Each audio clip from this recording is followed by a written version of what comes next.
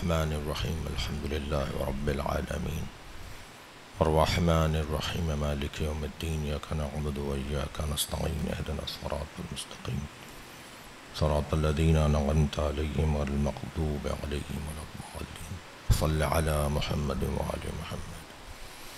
أعوذ بالله من الشيطان الرجيم بسم الله الرحمن الرحيم. الحمد لله الذي لا يبلغ مدحته القائلون ولا يحصي نعماءه العادون ولا يعدي حقه المجتهدون الذي ليس لصفته حد محدود ولا نعت موجود ولا وقت معدود ولا أجل ممدود فطر الخلائق بقدرته ونشر الرياح برحمته. الصلاة والسلام على الرسول المسدد المصطفى العمجد المحمود الأحمد سيدنا ومولانا ومولى الكونين جد الحسن والحسين عاني بالقاسم محمد. اللهم صل على محمد وآله الطيبين الطاهرين المعصومين الذين قال الله إنما يريد الله ليذهب عنكم الرجس أهل البيت ويطهركم تطهيرا.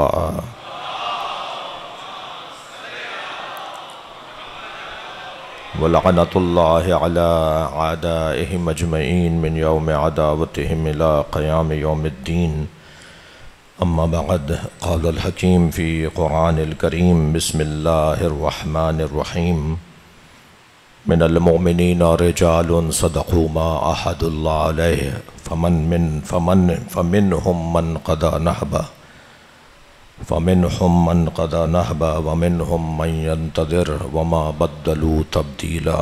صلوات.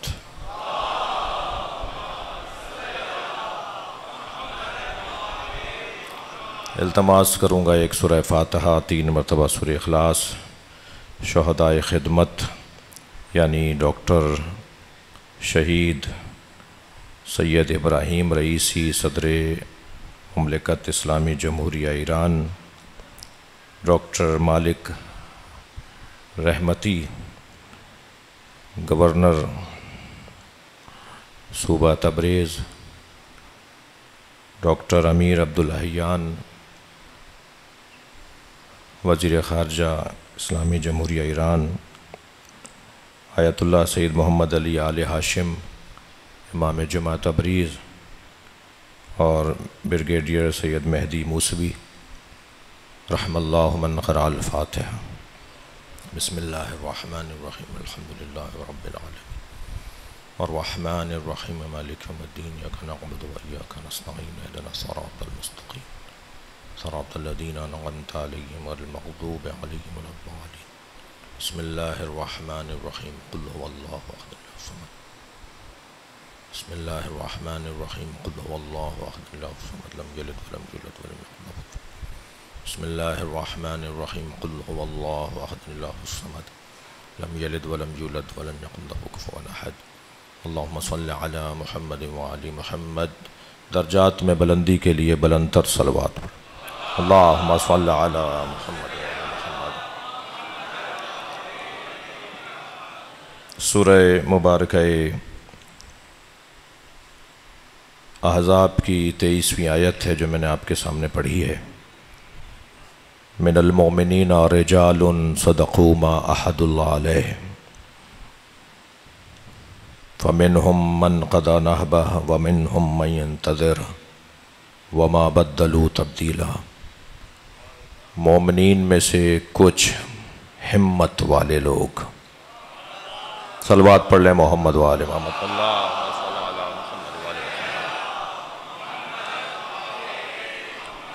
مومنین میں سے کچھ ہمت والے لوگ، اور اگر میں بر صغیر کی اپنی ثقافتی زبان میں بات کروں تو مومنین میں سے کچھ مرد.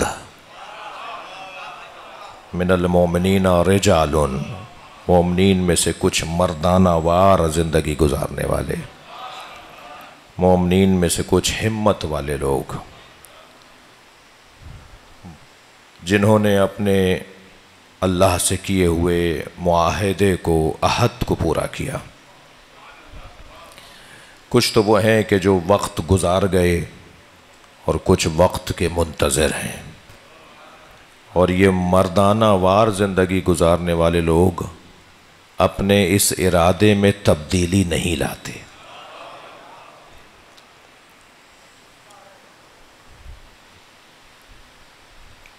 برادر بزرگوار حضرت حجت الاسلام مولانا آغائے سعید طالبی نیاں، مسئول خانہ فرہنگ جمہوری اسلامی ایران کراچی، ہمارے درمیان تشریف فرما ہے۔ یہ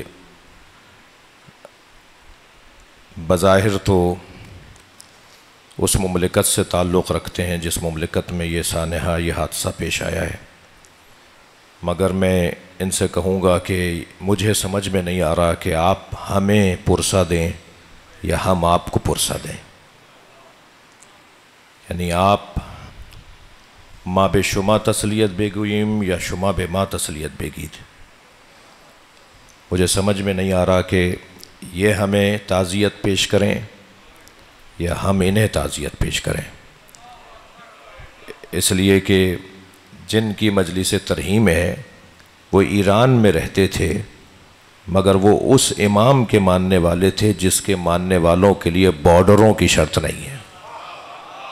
صلوات پڑھ لیں ذرا نبی کی ذات پر۔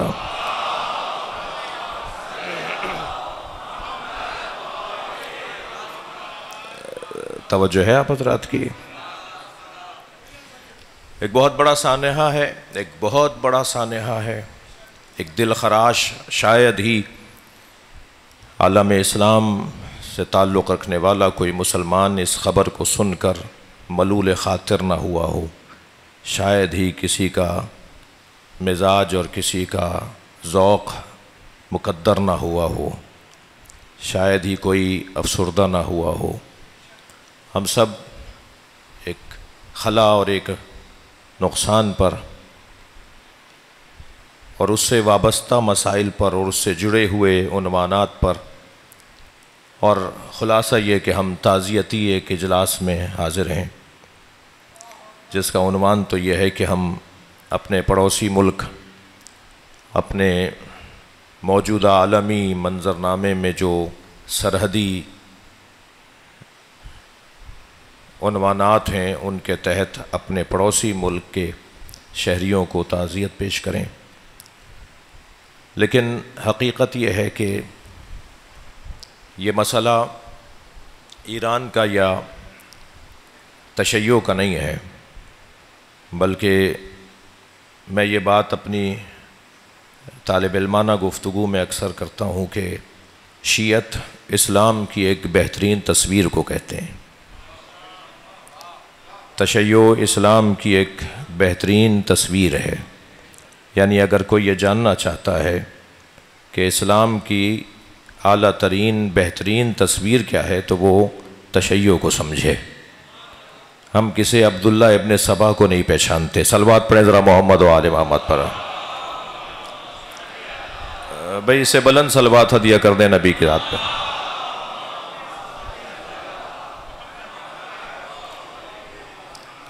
ہم عالم اسلام کی بات کریں گے اس لیے کہ جس گھر میں اسلام اترا ہے اس گھر سے ہمارا دوسروں سے زیادہ تعلق ہے۔ جس گھر میں قرآن اترا ہے ہمارا دوسروں سے زیادہ اس گھر سے زیادہ تعلق ہے۔ جس گھر میں فرشتہ اترتا ہے ہم اسی گھر کی اولاد ہیں۔ توجہ چاہوں گا آپ سے، جس گھر میں قرآن اترا ہے ہمارا اسی گھر سے تعلق ہے۔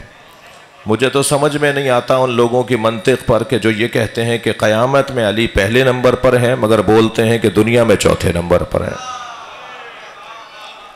جو اس دنیا کے اندر اللہ کے پیغام کو اخذ کرنے کا اہل اور قابل ہو وہی اولا ہے، وہی عرفہ ہے، وہی افضل ہے، وہی اولا ہے، وہی مولا ہے، اور ہمارا تعلق اس گھرانے کے ساتھ ہے۔ تو ہم اگر وارث اسلام اور وارث دین اور وارث قرآن اور وارث وحی الہی گھرانے سے تعلق رکھتے ہیں تو پھر سب سے زیادہ ذمہ داری ہماری ہی بنتی ہے کہ جو اللہ کا کلمہ پڑھنے والے ہیں، جو رسول اللہ کی خاتمیت کے مقر اور معترف ہیں، جو کعبے کی طرف رخ کر کے نماز پڑھتے ہیں، ان کی رکھوالی بھی ہم کریں، ان کی ذمہ داری بھی ہمارے اوپر ہے۔ یہ کچھ دن کے بعد سمجھ لیں گے جو کسی بھی تکفیری مزاج کے لوگ ہیں، جن کی تعداد آٹے میں نمک بھی نہیں کہی جا سکتی، یہ کچھ عرصے بعد سمجھ لیں گے کہ بغیر تشیع کے ان کا گزارا نہیں ہے۔ میں اور لفظوں کو بہتر کر کے کہتا ہوں، یہ صدی تشیع کی صدی ہے۔ تھوڑی سی توجہ بڑھائیے گا، اور یہ میرے جملے نہیں ہیں، رہبر معظم حضرت آیت اللہ العظمیٰ سید علی خامنائی کے جملے ہیں۔ وہ فرماتے ہیں یہ صدی تشیع کی صدی ہے، یہ تشیع کی صدی ہے۔ اس صدی میں جتنی تشیع نے جلوہ گری کی ہے، تاریخ بشریت میں کسی نے نہیں کی۔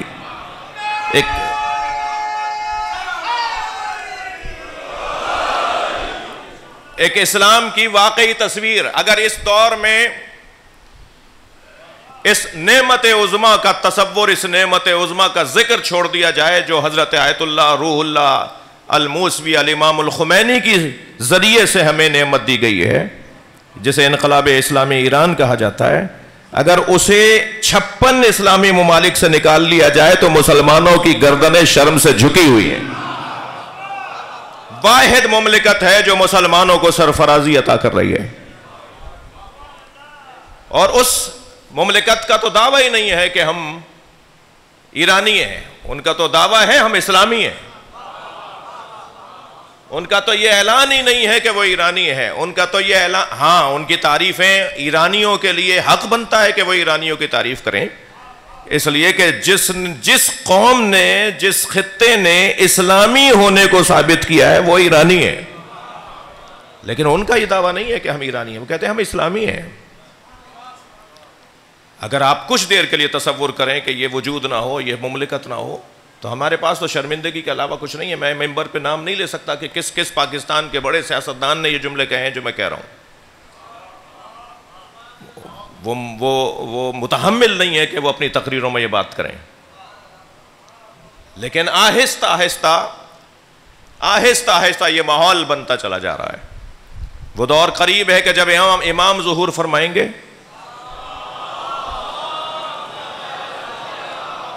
اور سارے بارڈر ختم ہو جائیں گے، سارے پاسپورٹوں کا تصور ختم ہو جائے گا، ویزوں کا کوئی خیال ہی باقی نہیں رہے گا، زمین کے اس کونے سے لے کے زمین کے اس کونے تک ایک ہی اذان ہوگی، ایک ہی نماز ہوگی، ایک ہی انداز زندگی ہوگا، اور ایک ہی حیات اور زندگی گزارنے کا دستور اور نظام ہوگا۔ اس طرف ماحول جا رہا ہے۔ عزیزان گرامی، میں نے آج کی اس خطاب میں مجلس کے لیے اگرچہ بہت طویل گفتگو کا ارادہ نہیں ہے، لیکن اہتمام ہے، انتظام ہے، جب نیو رضویہ سوسائٹی فیز 2 اور Rizvia society phase 2 new Rizvia society کی انتظامیہ مینجمنٹ کی جانب سے اس مجلس کا انعقاد ہے، انتظام ہے، علماء کرام تشریف فرما ہیں، صاحبان ادب تشریف فرما ہیں، قومیات کے لوگ تشریف فرما ہیں، اہل دقت تشریف فرما ہیں۔ یہ جو چند شخصیات اس ہیلی کاپٹر سانحے کے اندر ہم سے جدا ہو گئی، ان کی کچھ بارز اور روشن زندگیوں کا حاصل اور بارز اور روشن صفت تھی، جس پر اگر اب بات نہ کی جائے تو پھر کب بات کی جائے گی، اور وہ صفت ہے ہمت۔ اس قبیلے کی روشن اور واضح صفت ہے ہمت۔ ہمت اگر تعریف اس کی مانگی جائے، ہر چیز کی تعریف ہے، علم کی تعریف ہے، حتی تعریف کی تعریف ہے، میری بھی کوئی تعریف ہوگی، آپ کی بھی کوئی تعریف ہوگی، اس مائک کی بھی تعریف ہے، اور میں نے عرض کیا کہ تعریف کی بھی تعریف ہے۔ تو اگر ہم کہیں کہ ہمت کی تعریف کیا ہے، تو ہمت کی تعریف ہے مقصد کی خاطر کوششوں کے مجموعے کا اظہار ہمت ہے۔ تھوڑی توجہ بڑھائیں تو میں اپنے مضمون کو اور بہتر کروں. مقصد کی خاطر کوششوں کے مجموعے کو ہمت کہا جاتا ہے. مقصد جب تک طے نہیں ہوگا اس وقت تک اس کے لیے کوششیں نہیں ہوں گی، اور جب مقصد تک رسائی کے لیے کوششوں سے گزارا جائے گا اپنے آپ کو، تو وہ جو کوششوں کا مجموعہ بنے گا، اور ایک کوشش کے بعد دوسری کوشش، اور ایک صحیح تلاش کے بعد دوسری صحیح تلاش، اور ایک اور قدم کے بعد دوسرا قدم، اگر اس میں ناکام ہوئے تو کوئی بات نہیں، ہم دوسرا قدم اٹھائیں گے. یہ جو مجموعہ ہے کوششوں کا مقصد تک پہنچنے کے لیے، اسے ہمت کہتے ہیں. اب مقصد تین طرح کے ہیں. ایک مقصد ہے عالی، ایک مقصد ہے متوسط. میں کوشش کروں گا کہ وہ اردو کے الفاظ بولوں جو فارسی میں بھی ہیں، تاکہ میرے عزیز، میرے مہمان آغا سعید طالبینیاں بھی متوجہ ہوں کہ مضمون کیا چل رہا ہے. مقصد یا عالی ہے، مقصد یا متوسط ہے، مقصد یا کمزور، ضعیف اور پست ہے. مقصد، اب یہ گفتگو بھائی سیمینار والی گفتگو ہوگی، مصائب پڑھ کر مجلس کا رنگ ہو جائے گا، تو آپ ذرا توجہ برقرار رکھیے اپنا. مقصد یا عالی ہوتا ہے، مقصد یا متوسط ہوتا ہے، مقصد یا دنی ہوتا ہے، پست ہوتا ہے، کمزور ہوتا ہے. بس جتنا بڑا مقصد ہوتا ہے اتنی ہی کوششیں شدید ہوتی ہیں، اور جتنا متوسط مقصد ہوتا ہے اتنی ہی کوششیں کمزور ہوتی ہیں، متوسط ہوتی ہیں، اور جتنا کمزور ہوتا ہے اتنی کوششیں بھی کمزور ہوتی ہیں. تو بس جب ہمت کا مطلب ہے مقصد تک پہنچنے کی کوششوں کا مجموعہ، تو ہمت بھی اسی کی بلند کہلائے گی جس کا مقصد بلند ہوگا. ہمت بھی اسی کی عظیم ہوگی جس کا مقصد عظیم ہوگا. اب مقصد کیا ہے؟ مقصد کسے کہتے ہیں؟ بعض عرب ممالک سے جاری کردہ تحریروں میں مبدا اور مقصد لکھا جاتا ہے، یعنی کہاں سے آپ سفر کا آغاز کریں گے اور کہاں آپ کا سفر مکمل ہوگا.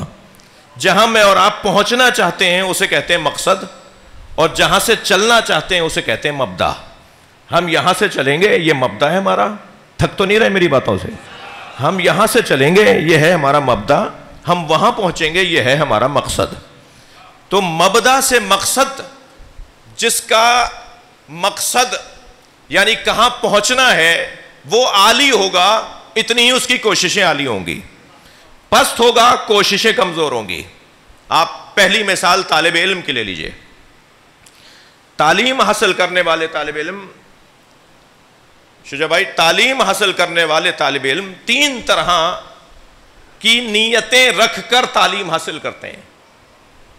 ایک کی نیت یہ ہوتی ہے کہ اماں ابا ناراض ہو جائیں گے اگر کلاس میں نہیں جائیں گے، اگر پڑھنے نہیں جائیں گے، اگر فلاں تعلیم حاصل نہیں کریں گے تو ابا ناراض ہو جائیں گے. ابا نے کہا یہ پڑھو، ابا ناراض ہو جاتے ہیں، ابا ڈانٹتے ہیں، امی ناراض ہو جاتی ہیں. ماں باپ کے خوف میں پڑھنے والا طالب علم،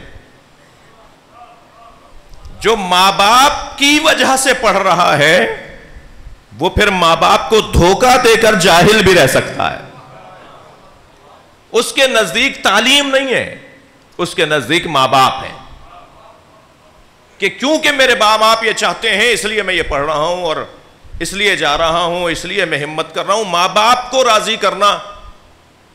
دوسرا طالب علم کا خیال یہ ہوتا ہے کہ پڑھ لوں تاکہ ڈگری مل جائے، ڈگری مل جائے تاکہ نوکری مل جائے.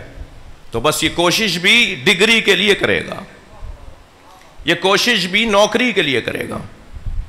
پاکستان کی وزارت تعلیم کے ایک بڑے منصبدار وفاقی سطح کے شخصیات تشریف فرمائے، میں وہ کہیں گی تو میں مجلس کے بعد انہیں نام بھی بتا دوں گا، میرے ساتھ حج کے سفر پہ تھے. مجھ سے کہنے لگے کہ ہمارے ہاں تعلیم کیا مقدار ہے، اس پر ایک گفتگو تھی. تو مجھے انہوں نے بتایا کہ میں ایک فلاں ملک کے سفر پہ تھا، تو وہاں پوچھا انہوں نے ہم سے کہ آپ کے یہاں تعلیم کا جو مقدار اور معیار ہے وہ کتنا ہے. تو میں نے جو بتایا تو شرمندگی کا تھا کہ اتنے فیصد ہم 10% بھی تعلیم یافتہ نہیں ہے. انہوں نے کہا ہمارے یہاں 92%، 92% ہمارے یہاں تعلیم یافتہ ہیں. تو اب میں تو شرمندہ ہی ہو رہا تھا. تو اچانک ہماری گاڑی ایک سگنل پر رکی تو ایک مہتر جھاڑو دینے والا، روڈ پہ جھاڑو دینے والا، اسے انہوں نے کہا ہماری ایک بات سنو گے، ہم سے بات کچھ سنو گے؟ وہ قریب آ گیا. تو جب اس سے پوچھا گیا تو وہ اعلیٰ تعلیم یافتہ ایک بندہ تھا. تو انہوں نے ان سے کہا کہ تم یہ اتنا پڑھنے کے بعد روڈ پہ جھاڑو لگا رہے ہو؟ تو اس نے جواب دیا کہ میں نے تعلیم نوکری کے لیے حاصل نہیں کی تھی، شعور کے لیے حاصل کی تھی. تو ایک طالب علم ہوتا ہے کہ اپنے والدین کو راضی کرے، ایک طالب علم ہوتا ہے کہ وہ ڈگری حاصل کر لے، ایک طالب علم جس کی سوچ، جس کی نیت اعلیٰ ترین ہوتی ہے، وہ کہتا ہے نہیں، والدین، نوکری، یہ تو کوئی میرے لیے کہ وہ خوش ہو جائیں اور ان کو میں راضی کر لوں، میری مراد جو ہے وہی پہنچ رہی ہے. میں والدین کے خلاف بچوں کو نہیں کر رہا، بلکہ والدین کی مضبوطی کے لیے بات کر رہا ہوں. وہ نیت یہ ہوتی ہے کہ تعلیم حاصل کرنا ثواب ہے اور عبادت ہے. اگر طالب علم 2 رکعت نماز کو ثواب جانتا ہے، اگر طالب علم ماتم کو ثواب جانتا ہے، اگر طالب علم مجلس کو ثواب جانتا ہے، اور وہی طالب علم کہے کہ کلاس میں جانا بھی ثواب ہے، اسکول جانا بھی ثواب ہے، یونیورسٹی جانا بھی ثواب ہے، تو پھر وہ وہی طالب علم ہے کہ جس کے پیروں کے نیچے فرشتے پر بھیجاتے ہیں. پھر وہی طالب علم ہے کہ جو اگر مر جائے تو طالب علمی کی راہ میں، حصول علم کی راہ میں مرنے والے کو پھر معصوم شہید بولتے ہیں. پھر وہ طالب علم معمولی طالب علم نہیں ہے. اب جب اس کی نگاہ میں یہ ہوگا کہ میں علم اس لیے حاصل کر رہا ہوں کہ عبادت ہے، اللہ کی رضا ہے، معصومین کی رضا ہے، قرب الہی کا سبب ہے، ثواب ہے علم حاصل کرنا، تو پھر یہ کوششیں بھی اسی کے مطابق کرے گا. سوچ کو بلند کرنا، ہدف کو بلند کرنا، یہ ایک انسان، کامیاب انسان کی علامت ہے. یہ کس نے بتایا ہے؟ عزیزو، قربان جائیں علی مولا کے نام پر. مولا علی نے جتنا انسان کو علی بنایا ہے کسی اور نے نہیں بنایا. اور انسان عالی ہوتا ہے اپنی سوچ کے عالی ہونے سے. مولا علی فرماتے ہیں قیمتو کل امرئن ما یحسنو، ہر شخص کی وہی قیمت ہے جسے وہ چاہتا ہے. اپنا ہدف اونچا کرتے چلے جاؤ تمہاری قیمت بڑھتی چلی جائے گی. اپنا مقصد بلند کرتے چلے جاؤ تمہاری قیمت بڑھتی چلی جائے گی. علی مولا نے سوچ کو بلند کیا ہے. اپنے مقصد کو بلند کرو. تمہارا مقصد یہ ہے کہ نوکری کرو، تمہارا مقصد یہ ہے کہ تم فلاں چیز حاصل کر لو، تم تو چھوٹی، تم تو بچوں کی طرح زندگی گزار رہے ہو. جیسے ایک چھوٹا بچہ ٹافی کے عوض سونے کا سکہ دے دیتا ہے، اسے نہیں پتا یہ سونے کا سکہ کتنا قیمتی ہے، اسے یہ پتا ہے کہ ٹافی کتنی قیمتی ہے. تو اگر ہم دسترخوان معرفت علی پر آ کر بیٹھ جائیں تو ہمیں یہ پتا چل جائے گا کہ قرب الہی کتنا قیمتی ہے.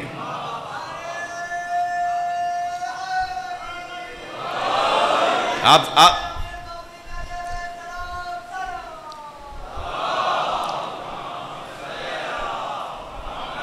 بہت بڑا مجمع صلوات اور بلند ہو سکتی ہے.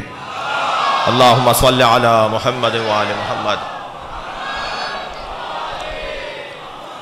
میں ایک منزل اور آگے اسی وادی کے اندر ایک قدم اور آپ کے ساتھ چلنا چاہتا ہوں.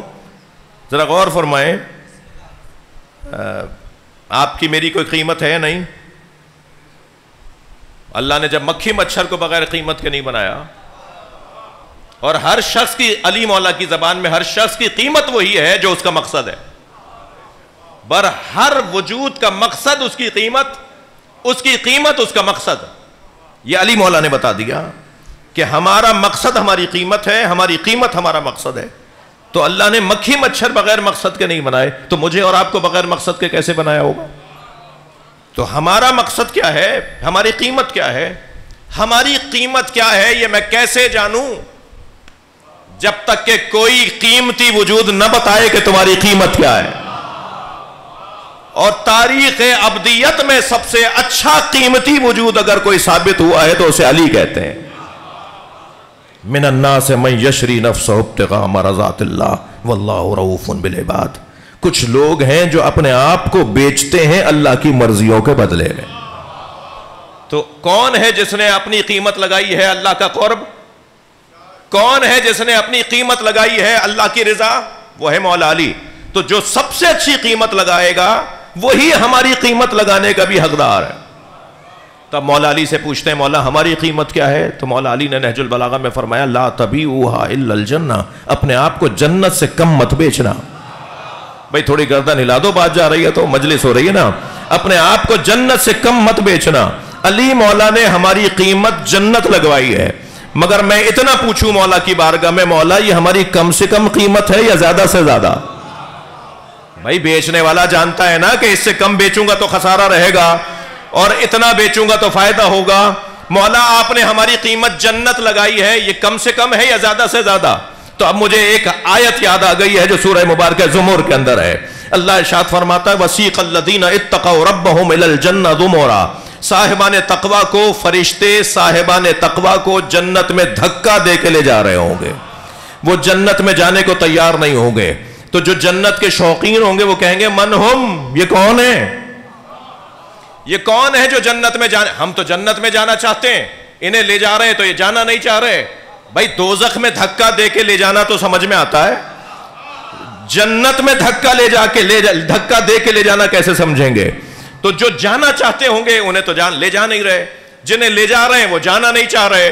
تب وہ پوچھیں گے من ہم، یہ کون ہے جنہیں جنت میں دھکا دے کے لے جا رہے ہیں؟ تو آواز آئے گی ہم حداث الحسین، یہ حسین کے ماننے والے.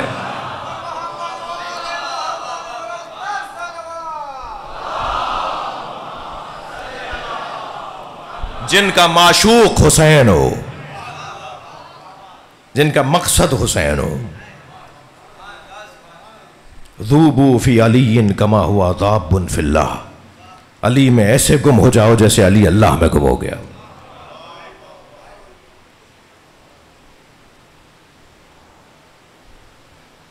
ولایت فقیہ منزل نہیں ہے، رستہ ہے ولایت علی تک پہنچنے کے لیے. بھائی تھوڑی گردن ہلاؤ، بات کرو مجھ سے. ولایت فقیہ ولایت علی تک پہنچنے کا رستہ ہے، اور ولایت علی ہی ولایت الہیہ ہے. اگر اس دور میں ہم نے ولایت فقیہ کا مزاج نہیں بنایا، تھکے نہیں ہیں نا آپ حضرات، اگر ہم نے اس دور میں مشق نہیں کی کہ ولایت فقیہ کی اطاعت کیسے کی جاتی ہے، تو پھر ولایت علی کا مزاج بھی نہیں بنے گا. اور جس کا ولایت علی کا مزاج نہیں بنے گا اس کا ولایت الہیہ کا مزاج نہیں بنے گا. اس لیے کہ ولایت علی اور ولایت الہیہ دو چیزیں نہیں ہیں، دو چیزیں نہیں ہیں. جس نے اپنے آپ کو اللہ کے وجود میں گم کر دیا ہو اس تک پہنچنا ہی تو اللہ تک پہنچنا ہے. بھائی اگر آپ آمادہ ہیں تو ایک جملہ کہوں، اللہ، رسول اللہ اور علی، یہ ہے نزولی سفر، یہ ہے نزولی سفر.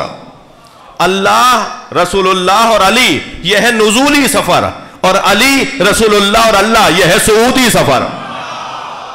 جو وہاں سے یہاں آنا چاہتے ہیں انہیں پہلے اللہ کے پاس جانا ہوگا.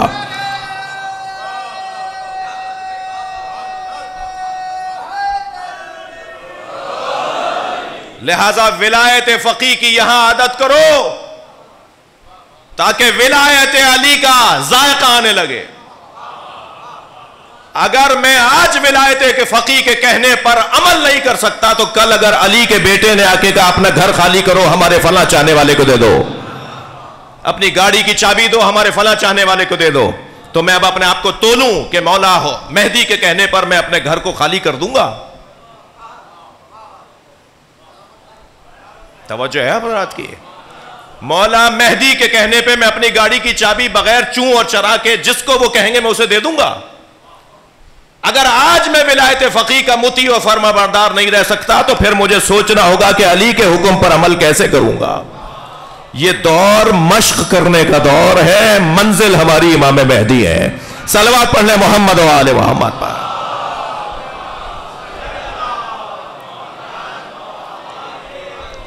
بھائی بہت بڑا مجمع، اس سے بلند صلوات دیا کریں.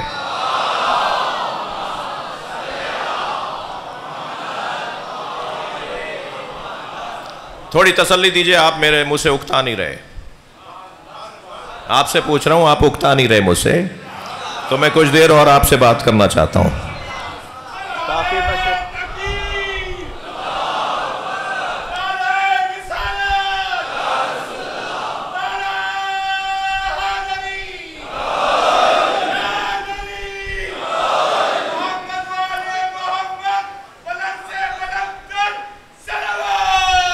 اللہم صلی علی محمد وآل محمد. دیکھیے ہمت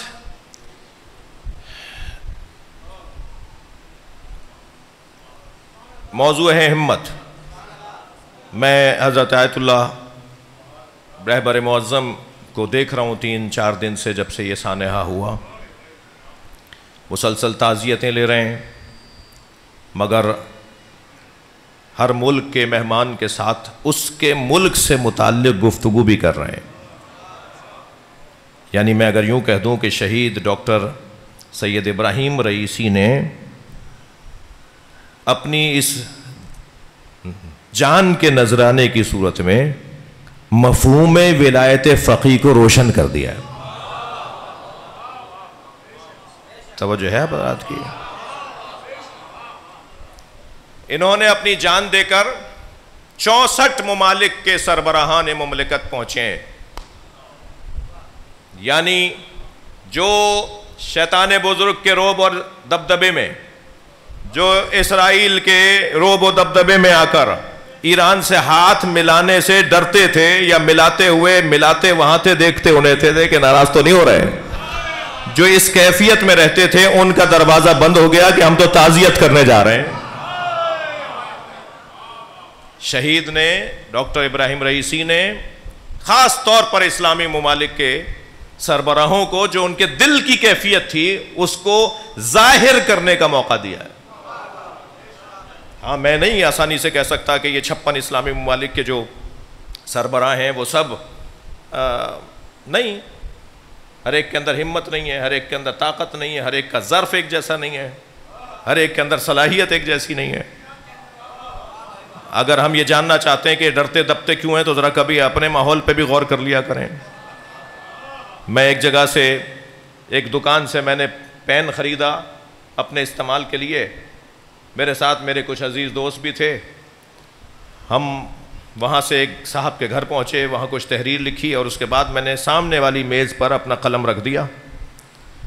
وہاں ایک صاحب آ کے بیٹھے جنہیں میں نہیں پہچانتا تھا. انہوں نے وہ قلم اٹھا کے اپنی جیب میں لگا لیا. میں نے کہا جی یہ میرا قلم ہے. تو انہوں نے دوسروں کو دیکھا اور پھر سنی انسنی کر دی. پھر میں نے کہا جی میرا قلم ہے، آپ نے اپنی جیب میں لگا لیا. تو انہوں نے دوسروں کو دیکھ کر کہا انہیں بتاؤ میں کون ہوں. اب میں نے کہا جی آپ کوئی بھی ہوں، قلم میرا ہے، یہ مجھے دیجئے. تو جب میں ان سے تکرار کرنے لگا تو انہوں نے وہاں بیٹھے ہوئے کچھ لوگوں سے کہا انہیں بتا دو میں کون ہوں. تو وہاں ایک صاحب بیٹھے تھے، انہوں نے کہا مولانا اور خرید لیجئے گا. توجہ ہے؟ میں نے کہا جی میں اور خرید لوں یہ میرا مسئلہ ہے، آپ حق اور سچ بولیں یہ آپ کا مسئلہ ہے. تو کہنے لگے نہیں مولانا ہم ان کی دشمنی مول لے نہیں سکتے، ہماری اس سے زیادہ ہمت نہیں ہے. تو بھائی ہم اپنے روزمرہ کے مشاہدوں میں صلوات پڑھ لیں ذرا محمد و آل محمد پر. بہت مشکل ہے. میں یقیناً ان کی کوئی طرفداری نہیں کر رہا، مگر ایک تجزیہ کر رہا ہوں کہ جو کمزور لوگ ہیں، جو کمزور ثابت ہوئے ہیں، وہ کیوں ثابت ہوئے ہیں کمزور. لیکن دل کے اندر میرا کہنا یہ ہے کہ ان اسلامی ممالک کی، چاہے وہ عوام کی وجہ سے ان کے سربراہ، عوامی خواہشات کی وجہ سے اس ملک کے سربراہ ہمت کرتے ہوں یا سوچتے ہوں، لیکن ان کو اس منزل تک آنے کے لیے اور زیادہ طاقت چاہیے. لیکن یہ کیسا موقع ہے؟ 64 ممالک کے سربراہوں نے آ کر اپنی سفارتی تعلقات کو ایران سے بڑھایا ہے. میں سیاستدان لوگ یہاں بیٹھے ہوئے ہیں، سیاست کی سوجھ بوجھ مجھ سے زیادہ رکھنے والے بیٹھے ہیں. ایک جملہ کہوں، یہ چینج اور بلاک کا نیا دور شروع ہوا ہے ڈاکٹر ابراہیم رئیسی کی شہادت پر. اب عالمی منظر سیاست تبدیل ہوگا، اب عالمی منظرنامہ تبدیل ہوگا.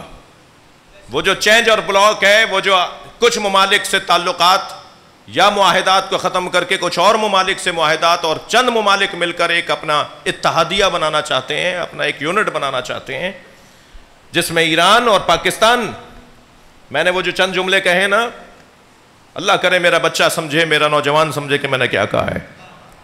الحمدللہ ہمارا وطن بھی یہی چاہتا ہے، الحمدللہ ہمارے ذمہ دار بھی یہی چاہتے ہیں، مگر کبھی تو خود ہمت کرنی پڑتی ہے، کبھی غیب سے انعام ملتا ہے. ان ہستیوں نے، ان شخصیات نے اپنی اس قربانی کے ذریعے سے چینج آف بلاک کی طرف ماحول کو مضبوط کیا ہے، اس طرف ماحول گیا ہے. بہت بڑا سانحہ ہے، مگر قرآن سورہ مبارکہ بقرہ 106 آیت میں تو کچھ اور کہتا ہے. ما ننسخ من آیت او ننسہا نأت بخیر منہا او مثلہا الم تعلم ان اللہ علی کل شیء قدیر. عجیب بات ہے، عجیب آیت ہے. آیت یہ کہہ رہی ہے کہ ما ننسخ، اللہ کہہ رہا ہے ہم کسی آیت کو منسوخ نہیں کرتے، اور ننسہا اور کسی آیت کو محو نہیں کرتے، مگر ہم کیا کرتے ہیں؟ نأت بخیر منہا، ہم اس آیت کی جگہ اس سے اچھی آیت لے آتے ہیں. توجہ ہے حضرات کی؟ میرا کہنا اپنے مجمع سے یہ ہے، اور اپنے مجمع کے توسط سے بہت سے لوگوں سے ہے. پوری دنیا میں اس وقت بہت سے ممالک کے اندر مجلس یہ سنی جا رہی ہے. یہ مجلس بظاہر نیو رضویہ میں ہو رہی ہے، مگر پوری دنیا کے لیے پیغام ہے کہ یہ آیت یقین کرنے کی آیت ہے. اس آیت پر یقین کرنا ہوگا. یہ اللہ کا کلام ہے، اللہ بول رہا ہے. یہ اللہ کہہ رہا ہے کہ ہم کسی آیت کو منسوخ نہیں کرتے، ہم کسی آیت کو محو نہیں کرتے، مگر اس آیت کی جگہ اس سے اچھی آیت لاتے ہیں یا اس جیسی آیت لاتے ہیں. اگر تھکے نہیں بیٹھے تو جملہ کہو، ہر نبی کے بعد آنے والا نبی اس نبی سے افضل اور بہتر ہوتا تھا، لیکن مصطفیٰ کے بعد جانے والا علی مصطفیٰ جیسی آیت. نبی کے بعد جانے والا، آنے والا علی نبی جیسا وجود ہے جسے قرآن نے کہا ہے.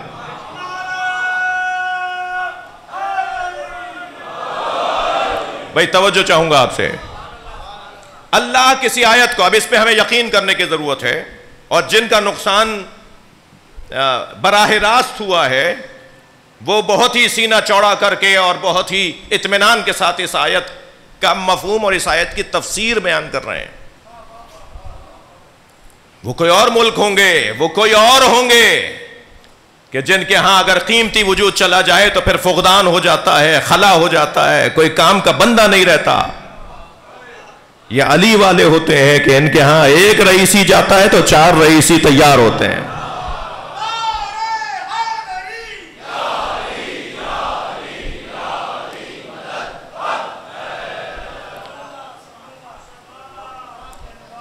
ہمت جن لوگوں کی نہیں ہوتی، جن کی ہوتی ہے وہ تو آپ کے سامنے ہے، جو ہمت والے ہیں وہ تو آپ کے سامنے ہیں. بحث تو میں اپنی کروں گا نا. جن کے پاس ہمت ہے ان کی کیا تعریفیں کرنی ہے، جن کے پاس ہمت نہیں ہے انہیں ہمت دلانی ہے. ہمت جن کے پاس نہیں ہوتی، تھوڑا اور برداشت کریں گے مجھے آپ جگہ اگر تاخیر بے شے معذرت. ہمت جن لوگوں کے پاس نہیں ہوتی وہ کون لوگ ہیں؟ بھائی وہ 2 لوگ ہیں، توجہ بڑھائیے گا اپنی. جن کے پاس ہمت نہیں ہوتی وہ 2 لوگ ہیں، جن کا مقصد عالی نہیں ہوتا اور اس مقصد کی خاطر کوششیں بھرپور نہیں ہوتی. وہ لوگ ہوتے ہیں جن میں 2 کمزوریاں ہوں.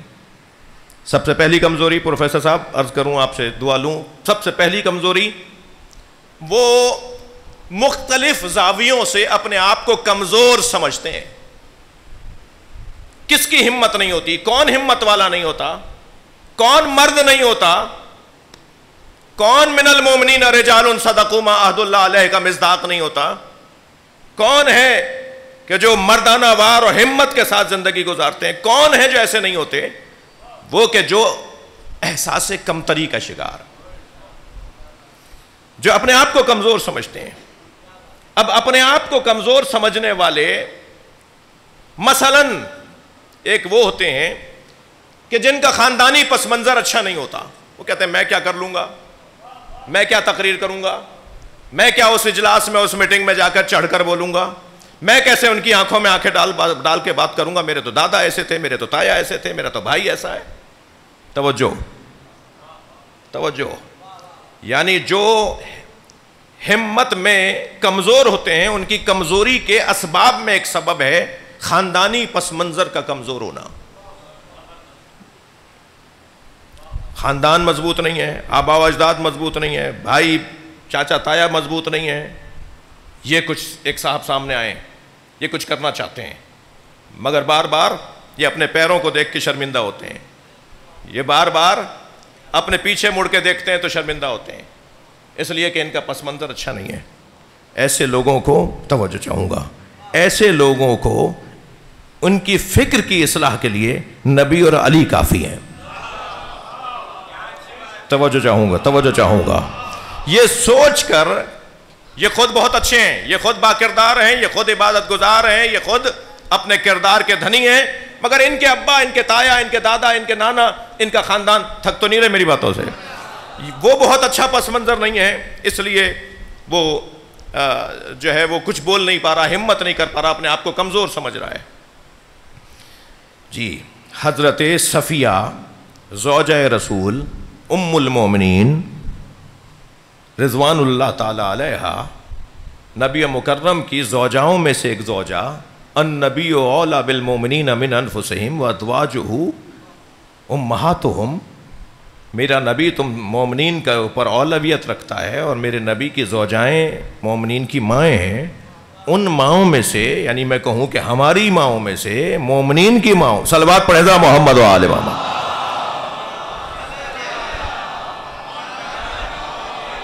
ایک نام ہے حضرت صفیہ کا، حضرت صفیہ بنت حی ابن اخطب زوجہ رسول. حی ابن اخطب یہودی سردار، مسلمانوں سے لڑتے ہوئے مارا گیا، کافر مارا گیا. حضرت صفیہ کو نبی کے خاندان کی خواتین، نبی کے گھر میں رہنے والی بعض خواتین تانا دیتی تھی کہ تمہارا باپ تو ایسا. نبی نے ایک دن فرمایا صفیہ انہیں جواب دیا کرو، میرا باپ ہارون نبی ہے، میرا چچا موسیٰ نبی ہے، میرا شوہر محمد مصطفیٰ ہے. حضرت سلمان فارسی سے کہتے تھے تمہارے اپنے ابا کا نام بتاؤ، ہمارا خاندان تو صلوات پڑھے ذرا محمد و آل محمد. جی اپنے ابا کا نام بتاؤ، اپنے دادا کا نام بتاؤ، تم آئے کہاں سے ہو. حضرت سلمان فارسی کو ان کے خاندانی پس منظر پر تانا دیا کرتے تھے. ایک دن نبی مکرم نے محسوس کیا کہ سلمان کے لیے ایسے سوچتے ہیں، تو نبی نے فرمایا سلمان آئندہ کبھی کوئی تم سے تمہارے بابا کا پوچھے تو کہہ دینا، توجہ چاہوں گا، کہہ دینا الاسلام و ابی اسمی سلمان، میرا باپ اسلام ہے، میرا نام سلمان ہے. اپنا خاندانی پس منظر اپنے دادا کو کیوں بنا رہے ہو؟ اپنا خاندانی پس منظر اپنے کسی کمزور، کسی کردار کے کمزور عزیز کو کیوں بنا رہے ہو؟ اپنا خاندانی پس منظر اپنے کردار کو بناؤ. جو اب اپنا خاندانی پس منظر، اپنا خاندان، اپنا کردار بنا لے تو پھر وہ یہ نہیں سوچے گا کہ میں یہ کیوں بولوں، کوئی مجھے تانا نہ دے دے کہ تمہارے تو فلاں ایسے تھے، تمہارے تو فلاں ایسے تھے. بھائی جن کا خاندانی پس منظر اچھا ہے ان پہ تو کوئی بحث ہی نہیں ہے، ان پر کیا بحث کرنی ہے؟ بحث ان کی ہے کہ جو اچھے ہوتے ہیں، ہمت والے ہوتے ہیں، بہادر ہوتے ہیں، مگر کسی ایک سبب میں سے، ایک اس سبب کی وجہ سے وہ بہت سارے اچھے کام نہیں کر پاتے. دوسرا سبب بتاؤں، بدنی کمزوریاں.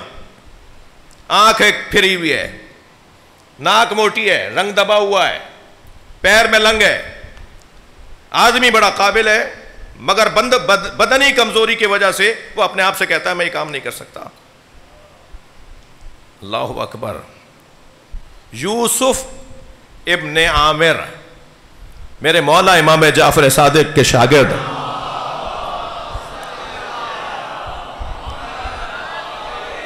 انہیں برس کا مرض لاحق ہوا. ان کے بدن پر، ان کے ہاتھ پیروں پہ سفید نشان آ گئے. جی اس کے بعد وہ گھر میں مقید ہو گئے، باہر جانا انہوں نے بند کر دیا. میرے مولا صادق کو علم ہوا، آپ تک بات پہنچی کہ فلاں مریض ہو گیا ہے اور اس کو مرض بھی یہ لگا ہے، اور اس کے بعد سے وہ گھر سے آنا جانا اس نے بند کر دیا ہے. امام نے فرمایا میں اس کی عیادت کو جاؤں گا. امام ان کی عیادت کو گئے، اور امام نے ان کی عیادت کرتے ہوئے جو انہیں دوا دی ہے وہ سنا دوں. امام نے ان کی عیادت کرتے ہوئے انہیں دوا یہ دی کہ حضرت موسیٰ نبی کی حمایت کے لیے، ان کے نبوت کی تبلیغ کے لیے، ان کے دین کی تبلیغ کے لیے جو سب سے بڑا مبلغ تھا وہ مومن آل فرعون تھا، جسے قرآن نے مومن آل فرعون کہا ہے. مومن آل فرعون کے دونوں ہاتھوں کی 5 انگلیاں جڑی ہوئی تھیں. اصول کافی کی روایت سنا رہا ہوں بھائی میں آپ کو، یہ اصول کافی کی روایت سنا رہا ہوں امام جعفر صادق علیہ السلام کی. اللہم صلی علی. امام نے اپنے شاگرد یوسف ابن عامر سے کہا کہ مومن آل فرعون کے دونوں ہاتھوں کی انگلیاں جڑی ہوئی تھیں. میں اب یہاں پر بچوں کو سمجھانے کے لیے اپنے ہاتھ کو بھی جوڑ رہا ہوں. انگلیاں علیحدہ علیحدہ نہیں تھی، جڑی ہوئی تھی، اور وہ اس کے باوجود درباروں میں کھڑے ہو کر اپنے ہاتھوں کو اٹھا کر حق بولتا تھا. اس نے اپنے بدن کی کمزوری کو کبھی کمزوری نہیں بنایا. صلوات پڑھیں محمد و آل محمد.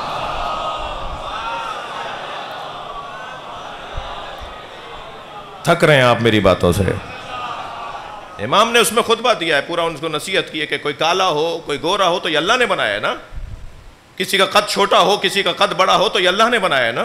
کسی کی آنکھیں چھوٹی ہوں کسی کی بڑی ہوں، کسی کی ناک موٹی ہو کسی کی ناک دبی ہوئی ہو، یہ اللہ نے بنایا ہے نا. تم بدن کی بنیاد پر اپنی صلاحیتوں کو کیسے پھیلانے سے اور خدمت کرنے سے اپنے آپ کو روک سکتے ہو؟ انسان اس ایک کمزوری کی وجہ سے بھی ہمت سے ہاتھ اٹھاتا ہے. اور دوسرا سبب بتا دوں،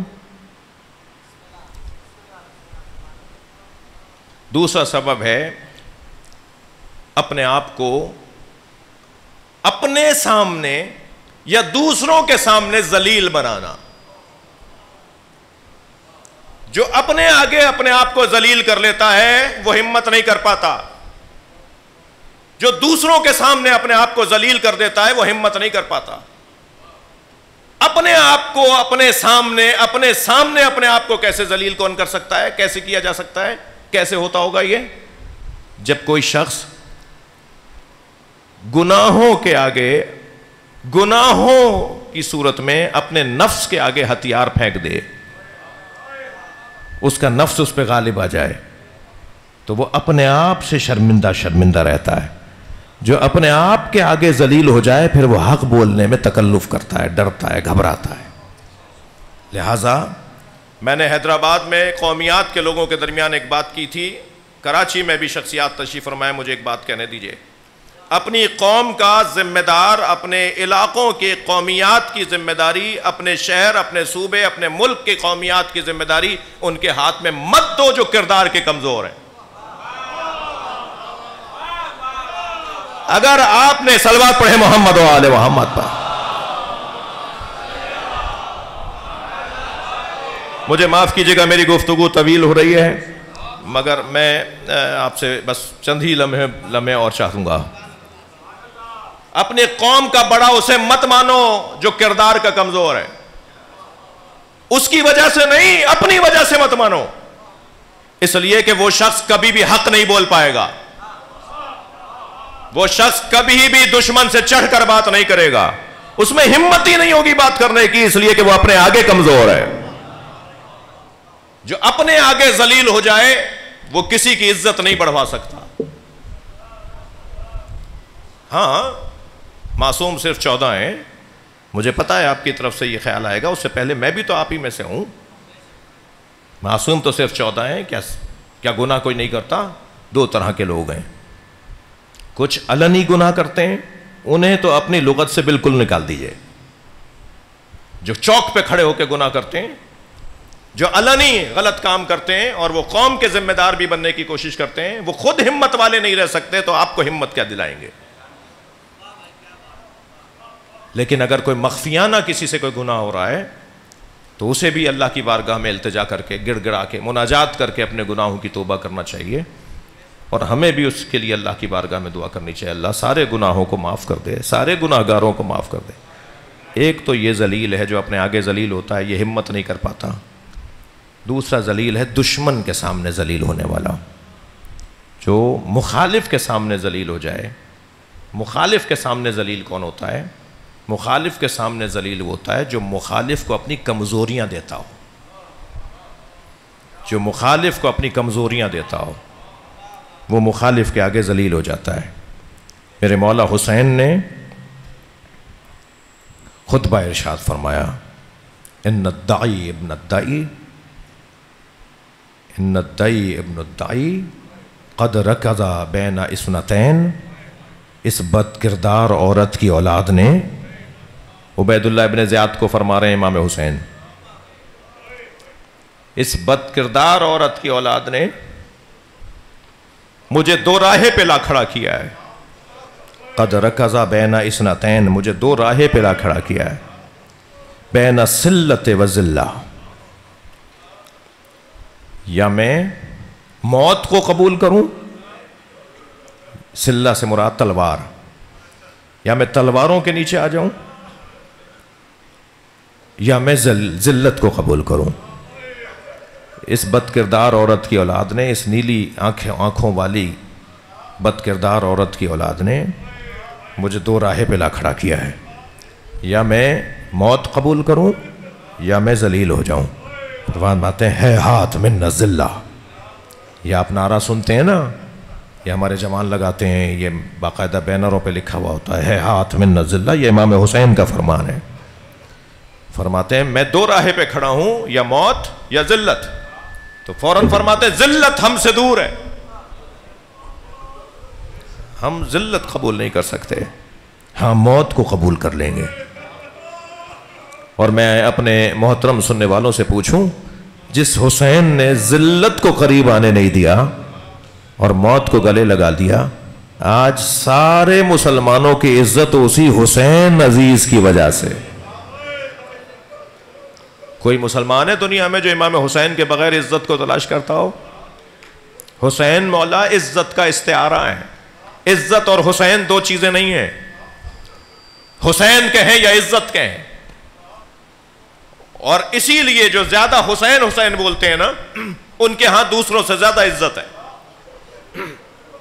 میں مصائب کے باب میں آ گیا ہوں، لہذا اس تجزیاتی گفتگو سے مجھے اجازت دیں. حسین مولا پہ رونے والے، کہنے دیجئے ان لوگوں کو کہ روتے ہیں، آوازیں نکالتے ہیں، تمہیں کیا پتا کہ اس رونے کا نتیجہ کیا ہے؟ قیامت میں جب ساری آنکھیں روئیں گی تو حسین پہ رونے والی آنکھیں حشاش ہوں گی. اجرکم اللہ، اجرکم اللہ. آپ کی آوازیں بلند ہو رہی ہیں.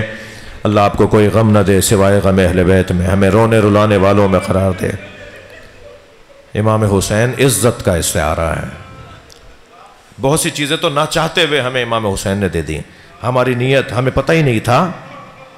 ہم جب کبھی کسی کے پاس جاتے ہیں تو ہمیں پتہ ہوتا ہے کہ وہ ہمیں کیا دے گا. بچہ جب ماں باپ کے پاس جاتا ہے تو اسے پتہ ہوتا ہے کہ یہ کون سی آج چیز مجھے اماں دے گی، باپ دے گا. جب ہم امام بارگاہ میں آتے ہیں نا، ہر آنے پر، ہر مجلس میں امام حسین ہمیں ایک نیا تحفہ دیتے. کیا کریم مولا ہے، کیا کرامت ہے امام حسین کی. میں آغا سعید طالب نیاز سے کہوں گا کہ آپ ان کے خانوادے کو ہم پاکستانیوں کی طرف سے، شہداء کے خانوادے کو ہم پاکستانیوں کی طرف سے تعزیت پیش کریں. میں وہ منظر دیکھ رہا تھا کہ جب ایک شہید کے بچوں نے رہبر سے آ کے ملاقات کی اور رہبر انہیں لپٹا لپٹا کے پیار کر رہے تھے، ان کی پیشانی کا، ان کے رخساروں کا بوسہ دے رہے تھے، تو مجھے اس وقت بہت رونا آیا کہ کوئی نہیں تھا جو حسین کی سکینہ کو تسلی دے. کربلا کے میدان میں مولا حسین کی بیٹی جناب سکینہ کو تسلی کی جگہ تماچے مارے گئے. اللہ آپ کو کوئی غم نہ دے. حق ہے بلند آواز سے رونا. جب مجلس میں بیٹھا کریں نا تو عزیزو تکلف کر کے نہ رویا کریں. جب آپ ایسے روتے ہیں امام جعفر صادق دعا دیتے ہیں. مجھے اجازت دیں کہ میں 2-3 منزلیں مصائب میں آپ کے ساتھ رہوں. ان شہیدوں میں سب کے بدن تو مل گئے مگر بدن ٹکڑے ٹکڑے بھی ہوئے، جوڑ علیحدہ علیحدہ بھی ہوئے. لاکھوں ڈاکٹر ابراہیم رئیسی قربان عباس علمدار پر، فدائے ابو الفضل العباس اجرکم اللہ، کہ جب حضرت عباس کا لاشا امام حسین چھوڑ کر آئے نا، بھئی تھکے نہیں، اللہ آپ کو اس کا بہترین اجر عطا فرمائے۔ جب مولا حسین حضرت عباس کا لاشا چھوڑ کر آئے تو دشمن یہ سمجھا کہ عباس ابھی زندہ ہے، اور 100 تلوار بردار حضرت عباس کے لاشے کے قریب آئے اور اتنی تلواریں برسائیں کہ جوڑ علیحدہ ہو گیا۔ جب امام سجاد نے لاشا اٹھایا نا تو لاشا ڈھلک جاتا تھا۔ عزادارو، حضرت عباس کا قد دراز تھا مگر قبر چھوٹی ہے۔ حضرت عباس کا قد طویل تھا مگر قبر چھوٹی ہے، اس لیے کہ مولا سجاد نے چٹائی میں لپیٹ کے مولا عباس کو قبر کے حوالے کیا۔ اجرکم اللہ۔ شہید ڈاکٹر ابراہیم رئیسی کی بیٹیاں ہیں، کہتے ہیں کہ ان کا بیٹا نہیں ہے، اور بیٹیوں کا باپ سے پیار کیا ہوتا ہے یہ بیٹیوں والے جانتے ہیں۔ جن گھروں میں بیٹیاں ہیں نا وہ جانتے ہیں کہ بیٹی باپ سے کتنا پیار کرتی ہے۔ میں نے کربلا کے میدان میں دیکھا ہے کہ بیٹی اور باپ کا کتنا پیار ہے۔ جب امام حسین زلجنہ پر آ کے بیٹھے نا تو ایک بی بی ہے جو پیر پکڑے بیٹھی ہے، گھوڑے کے سم پکڑے بیٹھی ہے، اور بار بار کہتی ہے میرے بابا کے گھوڑے میرے بابا کو نہ لے جا۔ مولا حسین نے اپنے سینے پہ لٹایا، سکینہ کو رخصت آخر دی، اجرکم اللہ، اور پھر گھوڑے پر بیٹھ کے روانہ ہوئے۔ جب کربلا کے میدان میں حسین کو دشمن نے گھیر کر مار دیا اور امام حسین کا زلجنہ خبر شہادت، بس آخری جملے ہیں، خبر شہادت لے کر خیموں کی طرف دوڑا ہے، تو زلجنہ جب آ رہا تھا نا تو ایسے پیر مار رہا تھا جیسے ماتم کر رہا ہو۔ زلجنہ کے گلے سے ایسے آواز نکل رہی تھی جیسے نوحہ پڑھ رہا ہو، اور زلجنہ ماتم اور نوحہ کرتے ہوئے خیموں کی طرف دوڑا، اور خیموں کے درمیان جا کے ڈھونڈ رہا تھا سکینہ کہاں ہے۔ اسی خیمے پہ جا کے رکا جس خیمے میں بی بی سکینہ تھی۔ جناب سکینہ خیمے سے باہر آئی، بابا کا خالی گھوڑا دیکھا، اجرکم اللہ، بس آخری جملے، بابا کا خالی گھوڑا دیکھا، گھوڑا گردن جھکائے کھڑا تھا۔ بی بی نے گردن پر ہاتھ رکھ کر ایک سوال کیا، یا جواد ابی حل سقیا ابی ام قتلات شانا، اے میرے بابا کے باوفا گھوڑے مجھے اتنا بتا دے پانی پلا کر مارا؟ میرا بابا پیاسا بہت تھا۔ الا لعنت اللہ علی القوم الظالمین۔ یا اللہ ان آوازوں پر رحمت نازل فرما، رونے والوں کی توفیقات میں اضافہ فرما، ہماری عاقبت بخیر فرما، شہدائے خدمت کے درجات بلند ہیں انہیں بلند تر فرما، ان کے خانوادے کو صبر عطا فرما، ہمارے پڑوسیوں، ہمارے بھائیوں، ایران کے شہریوں کو اس صدمے کو برداشت کرنے کی توفیق و توانائی عطا فرما۔ یہاں جو نمائندگان تشریف فرما ہیں انہیں اس واقعے سے گزر کر مملکت کی اور بہتر خدمت کی توفیق عطا فرما، ہم سب کی عاقبت بخیر فرما، امام زمانہ کے ظہور میں تعجیل فرما۔ سورہ فاتحہ کی التماس ہے۔ بسم اللہ الرحمن الرحیم، الحمدللہ۔